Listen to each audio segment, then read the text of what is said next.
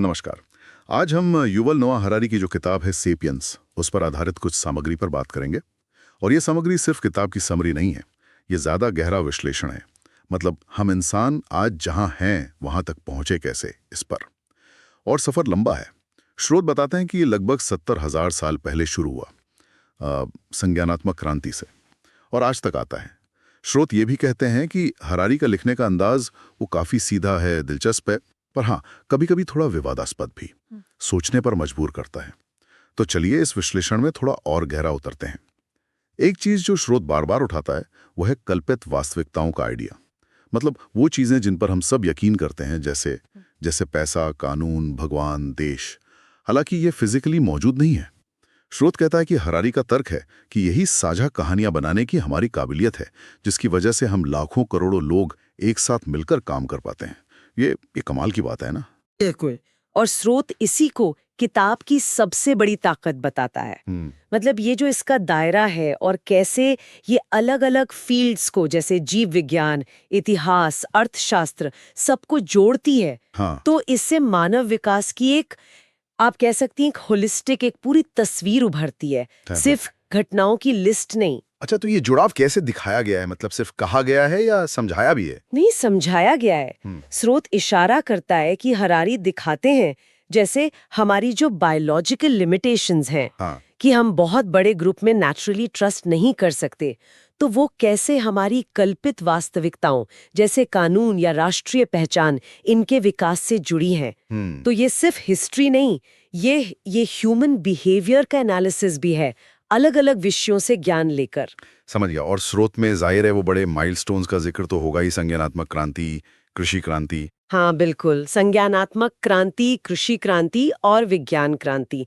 और स्रोत बताता है कि हरारी इन्हें सिर्फ घटनाओं की तरह नहीं देखते। जैसे संज्ञानात्मक क्रांति को वो मोड़ मानते हैं जहां हमने गपशप और कहानियों से बड़े पैमाने पर सहयोग सीखा। अच्छा। फिर कृषि क्रांति, जिसे हम सोचते हैं कि बड़ी तरक्की थी, स्रोत के अनुसार हरारी उसे एक तरह का धोखा या ट्रैप कहते हैं। धोखा?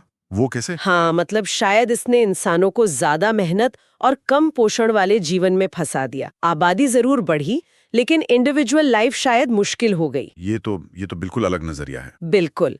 और फिर विज्ञान क्रांति, जिसने खैर आज की दुनिया बनाई। स्रोत बताता है कि हरारी इन क्रांतियों के फायदे तो देखते हैं, पर उनकी कीमत पर भी सवाल उठाते हैं। ये सोचने वाली बात है। अच्छा, तो क्या स्रोत ये कहता है कि पढ़ने वाले हमेशा हरारी से सहमत होंगे? नहीं नहीं, बिल्कुल नहीं।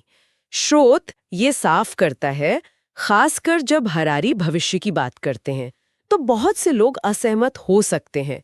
लेकिन मजे की बात यह है कि स्रोत इसी असहमति को किताब की खूबी की तरह देखता है। खूबी? असहमति को? हाँ, क्योंकि ये बहस शुरू करती है, ये हमें सोचने पर मजबूर करती है कि हम क्या मानते हैं, क्यों मानते हैं।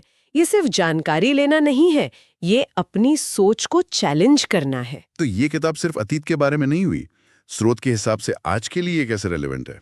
स्रोत कहता है कि ये दुनिया को देखने का नजरिया बदल सकती है।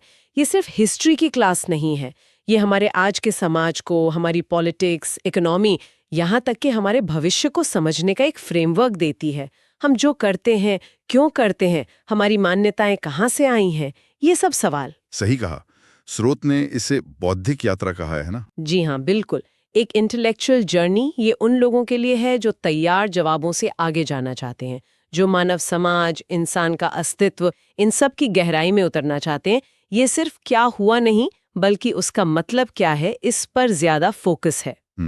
तो अगर सार में कहें, स्रोत सेपियंस को मानव इतिहास की एक बहुत ही व्यापक, जुड़ी हुई और हाँ, थोड़ी चुनौतीपूर्ण पड़ताल के तौर पर देखता है। और इसका जो सेंट्रल आइडिया है वो यही है कि हमारी दुनिया काफी हद तक हमारे साझा विश्वासों पर, हमारी कल्पित वास्तविकताओं पर टिकी है। ये किताब कई अनसुलझे सवाल छोड़ जाती है, और जाते जाते एक सवाल हम भी छोड़ जाते हैं जो स्रोत की भावना से ही जुड़ा है।